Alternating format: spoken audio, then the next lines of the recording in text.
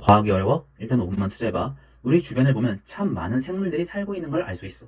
세계 생물 다양성 정보기구에 따르면 2017년까지 발견된 생물은 약 172만 종이고, 과학자들은 계속 발견되고 있는 새로운 종과 앞으로 발견될 종까지 합쳐 1000만 종 이상이 있을 것으로 예상하고 있지.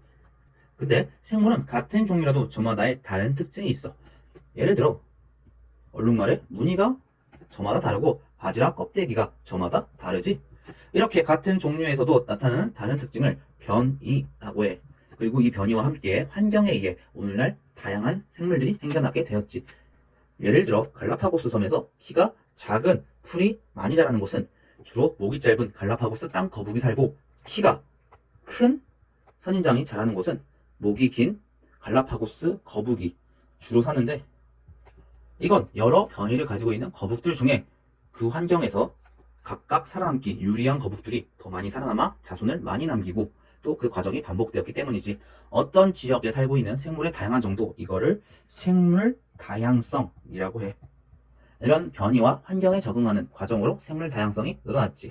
생물 다양성은 단순히 생물이 많은 걸 의미하는 게 아니라 그 지역에 쥐, 개구리, 소나무, 참나무 같은 생물의 종류가 많다는 것을 뜻해. 다만 처음 생물이 생겨나고 꾸준히 생물이 늘어나기만 한 건 아니야. 생물은 대멸종을 거치며 수가 줄어들기도 했지만 결과적으로 어느 날에는 많은 생물들이 있지.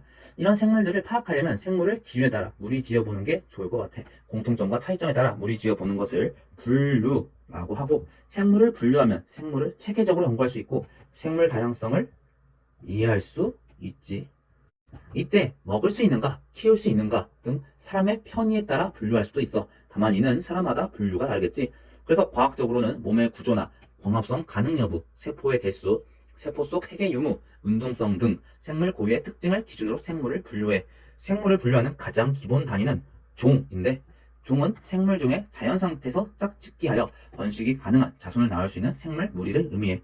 예를 들어 말과 당나귀가 짝짓기에서 낳은 노새는 번식을 하지 못하는데, 이는 말과 당나귀가 같은 종이 아니라는 것을 의미하지. 그리고 우리가 영화관에서 좌석이 모여서 열들이 모여서 영화관, 몇 개의 관이 모여서 층, 그리고 건물 전체가 되는 것처럼 비슷한 종끼리 묶으면 속으로, 속끼리 묶으면 과는 목, 목은 강은 문이 되고 크게는 개로 나누지. 지구의 다양한 생물들은 크게 동물계, 식물계, 균계, 원생생물계, 원핵생물계로 나눌 수 있어.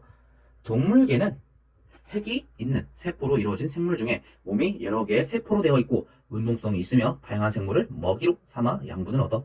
또한 몸의 기관이라는 부분들이 발달하였지. 그리고 알다시피 물속 또는 육지에 서식해. 식물계 역시 핵이 있는 세포로 이루어진 생물 중에 몸이 여러 개의 세포로 되어 있지만 양분을 스스로 만들 수 있어. 세포에는 세포벽이 있고 뿌리, 줄기, 잎이 발달하였으며 주로 육지에서 생활하지. 버섯이나 곰팡이가 속한 균계는 핵이 있는 세포로 이루어진 생물이지만 운동성도 없고 양분도 스스로 만들 수 없어서 대부분 죽은 생물의 몸을 분해해서 양분을 얻는 생물이야. 그리고 버섯이나 곰팡이는 세포벽이 있는 여러 개의 세포로 이루어진 실 모양의 균사가 얽힌 구조지. 원생 생물계는 핵이 있는 세포로 이루어진 생물이지만 동물계도 식물계도 균계도 아닌 생물들로 집신벌레나 아메바 같이 한 개의 세포로 이루어진 게 대부분이지만 다시 많은 여러 개의 세포로 이루어져 있지. 그리고 이 원생 생물계에 속하는 동물들은 대부분 물속에서 생활하지. 마지막으로 원핵 생물계는 세포에 핵이 없는 생물로 세포에 세포벽이 있으며 포도상구균이나 대장균 등이 있어. 이들은 몸이 한 개의 세포로 이루어져 있는데 여러 세포가 모여서 하나의 덩어리 군체를 이루며 살아가기도 하지. 앞서서 생물 다양성을 살펴보았는데 오늘날에는 이런 생물 다양성이 위협받고 있대. 인간들이 마구 생물을 잡는 남획이 이루어지기도 하고, 인간이 자연을 개발하면서 서식지가 파괴되거나 원래 살던 곳을 벗어나 다른 곳에 살게 된 외래종이 토착 생물을 위협하기도 하지. 그리고 환경 오염 역시 큰 문제고, 만약 얽히고 설킨 생물 다양성이 큰 생태계에서 한 종이 없어지더라도 대체할 수 있는 생물이 있기에 큰 문제가 없지만, 생물 다양성이 작은 생태계에서는 한 종이 없어진다면 그 생태계가 없어질 수도 있지. 또한 우리는 식물, 의약품, 섬유, 목재 등등 생물로부터 얻는 재원이 많기에 생물 다양성은 더더욱 소중해. 우리가 생물 다양성이 보존된 생태계에서 얻는 맑은 공기나 깨끗한 물 등은 또 어떻고. 그래서 국가적으로 협약을 맺거나 보호구역을 지정하고 멸종위기 생물을 복원하는 등 생물 다양성을 보존하기 위한 움직임들이 중요하고 또 이뤄지고 있어. 우리도 당연히 분리수거를 하거나 친환경 농산물을 사고 또 멸종위기 동물을 기르지 않는 등 생물 다양성을 보존하기 위한 움직임을 해야겠지. 이번은 다양한 생물들에 대해서 얘기하면서 각 생물들의 특징과 그 중요성을 얘기해보았네. 물론 공부는 이제부터 시작인 거 알지? 그럼 다음에는 어떤 얘기로 5분을 때워볼까?